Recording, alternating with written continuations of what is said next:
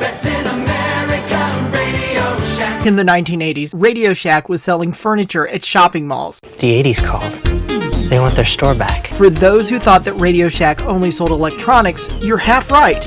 In this video, I'm going to explain what went wrong with Radioshack's furniture brand and how it may have been a preview of Radioshack's eventual business failure that led to closing all of its stores. In the 1980s, Radioshack got into the furniture business when it owned 100% of the Bombay Company. And Bombay was a mall-based retail chain selling accent furniture and home decor accessories. We'll look at Radioshack's business connection a little later on, so keep watching. Let's look at how Bombay was once leading the furniture business and wrote its own history full of shocking moments and double-crossed corporate execs. At its peak, Bombay operated almost 450 shopping mall locations across North America. There were stores in the US and in Canada. Look at these examples of their traditional style of dark-stained wooden furniture. I'll have some more to show you as we explore the company's past. Many furniture pieces were inspired by antiques, but they were all brand new and came packed inside ready-to-assemble flat boxes. Look at where it all started as a mail-order company in the mid-1970s. That's when the Bombay Company found success by selling affordable small pieces of furniture that weren't fully assembled. This meant that smaller flat boxes could be shipped for a low price. When it went into the mall, it started getting most of its sales from impulse buyers, and shopping mall customers helped grow the Bombay brand as a profitable furniture business. In the 80s and 90s, Bombay was bougie. Along with its furniture collection, Bombay sold some smaller wooden items like velvet-lined jewelry boxes and old-fashioned time clocks. Blue and white porcelain vases were hand-painted in China and then shipped to the stores. A lot of the small novelty items were things like brass telescopes or wooden game sets. Bombay's signature design style was brass and glass mixed with dark mahogany wood and green velvet.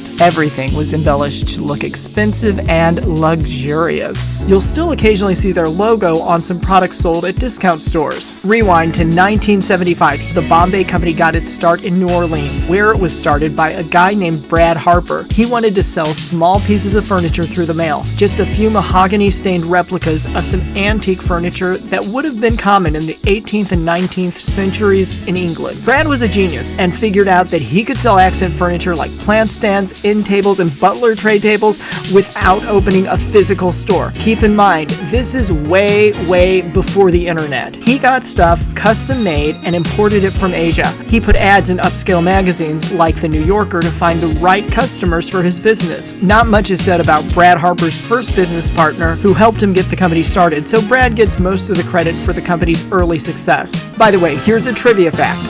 Bombay Company was supposed to remind people of the glory days of the British Empire at its height. However, most people miss the reference. They still bought the furniture anyway. When orders came in, Brad would ship them out in small packages. The customers put their own furniture together. Nothing too crazy. Most often, all the customer had to do was screw the legs on a table. Before it was owned by Radioshack, and at the end of the 1970s, the Bombay Company was racking up annual sales of about $1.5 million, and it had a few dozen pieces of accent furniture advertised in different magazines. But even with $1.5 million of sales coming in, the company was losing money. There were some early problems. The quality of the products varied a lot, and some of Bombay's overseas vendors in Asia turned out to be flaky or even sketchy. At the start of the 80s, the Bombay Company's growth hit a brick wall, and it really had limited growth potential because it was only a mail-order catalog business. So, Brad meets this business guy from Canada named Bob.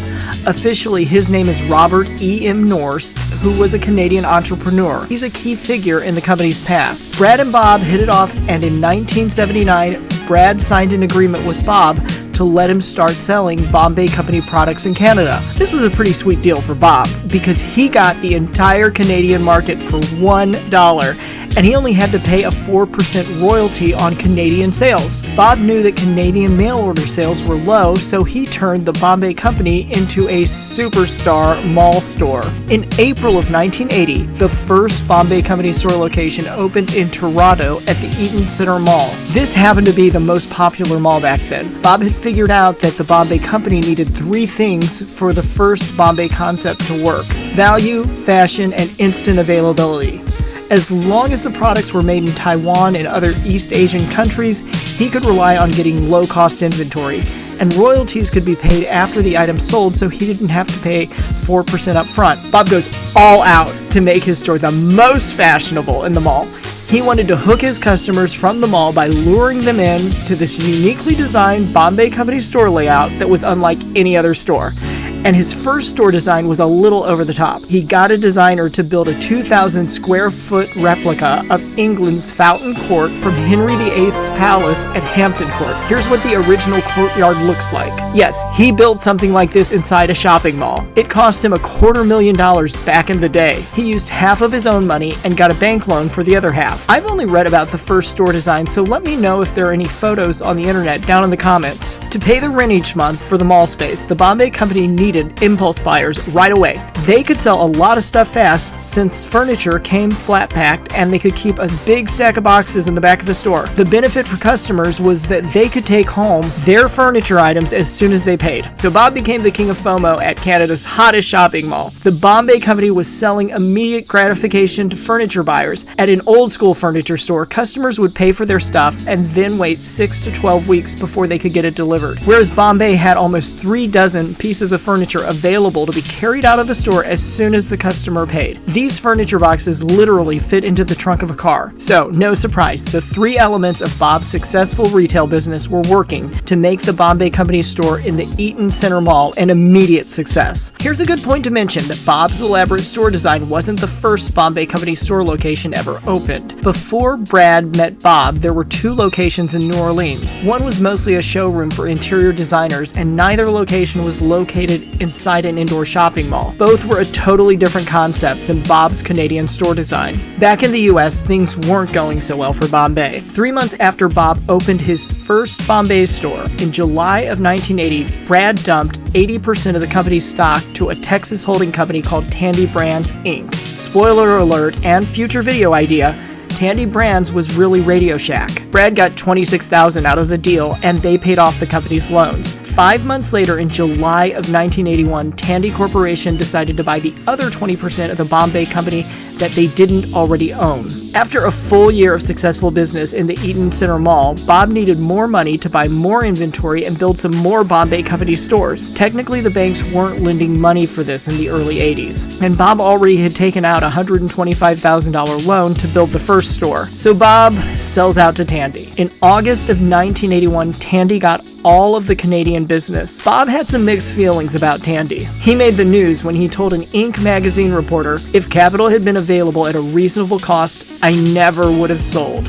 But at the time, it was the only way to grow the company. Bob was still in charge. He got to run the Canadian stores for the Bombay Company. And with a big influx of money from Tandy, he was able to build 13 stores by 1983. They all turned a profit. The situation in the US was kind of the opposite. Tandy copied Bob and opened 3 dozen Bombay Company stores, but they kept losing money. Even though Radioshack had a lot more store locations than Bombay, they didn't cross-promote products between the 2 brands. Let me know in the comments if you think that would have changed the fate of both companies if they worked together to bring in more sales. It seems obvious now, but a customer who would pay $1,000 to buy a computer could probably afford a $500 computer desk. Bombay sold computer cabinets and TV stands that looked a lot better than cheap laminates. And I'm not even going to comment on how tacky the plastic looks from Radioshack compared to Bombay's dark mahogany shelves and cherrywood boxes made to fit videotapes and CDs. Remember people, this was being run by Radioshack, so the business was hemorrhaging cash and racked up $3 million in losses in the first 3 years. By the end of 1983, the US business situation had become desperate. Tandy's CEO decided to hit up Bob and get him to take over the US Bombay Company locations while he stayed in charge of the Canadian stores. This is when Bob became the king of Bombay. Bob got to work at the start of 1984. His strategy to fix the business was to close the unprofitable US store locations. They mainly had bad spots in the mall without a lot of foot traffic. 9 of the company's 36 American stores got cut and were shut down. Bob told a reporter that the Bombay Company stores needed spots with high foot traffic. He told an industry trade journal, "We saw our concept as selling home decor in malls and other high traffic locations, and that a number of the stores were in bad locations. That first year, we closed more stores than we opened." Let's get into a bit of nepotism. Bob gets his wife to design some new products. Her name is Alexandra Norris, but I think she goes by Alex now. You can see how her name is spelled on the screen. She used to be an advertising executive before she took charge of the Bombay Company's designs. It was probably a pretty small department. She decided that the company should shift away from masculine military-style furniture, manly stuff that looked like it was being built for the next British war. She wanted things to look more feminine and traditional. Her three favorite styles were Chippendale, Hepplewhite, and Queen Anne. It was kind of fitting because she became the queen and Bob already was the king of Bombay. She also brought in some new decorative home accessories plus mirrors and lamps. She even had printed fabrics made for interior decorating. She was hustling. There was a constant flow of new products sent to their store locations. The Bombay Company started mailing 7 different catalogs a year to show off their new stuff. In 1984, the Bombay Company started opening more stores again. They hit up Tandy, aka Radioshack, for a loan. They managed to stop sliding downhill in 1984, even though they lost another $3 million that year. Things turned around pretty fast. Halfway through 1985, the Bombay Company was back in the black, making a profit of $500,000. With some extra cash in the bank, the Bombay Company began to step up its plans to open up more new stores. It picked parts of the United States where traditional furniture was still popular in people's homes. They decided on the Mid-Atlantic states, Midwest, Southeast, and the Pacific Northwest. This is when Bombay Company stores started growing like gremlins.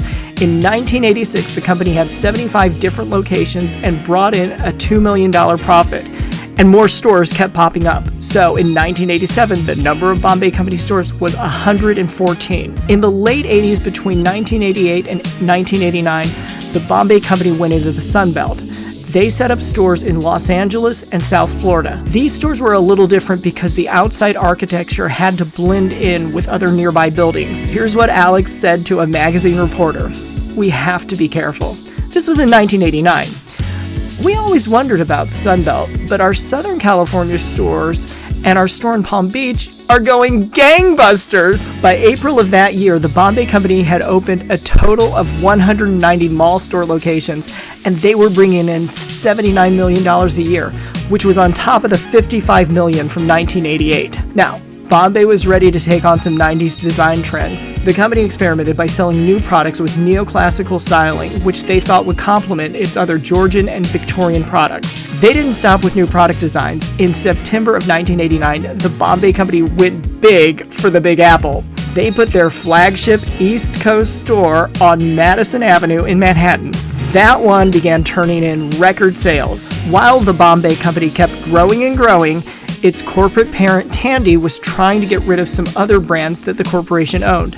All of them were smaller and less profitable than the Bombay Company. This went on all throughout the 1980s. In 1984, Tandy closed 2 chains of its retail stores, Western World and Ryan's. By the end of the 80s, Tandy Corporation was in love with the Bombay Company, and on November 9th, 1990, the company changed its official name from Tandy Brands to the Bombay Company, Inc. Tandy decided to sell Bombay while the company looked good to investors.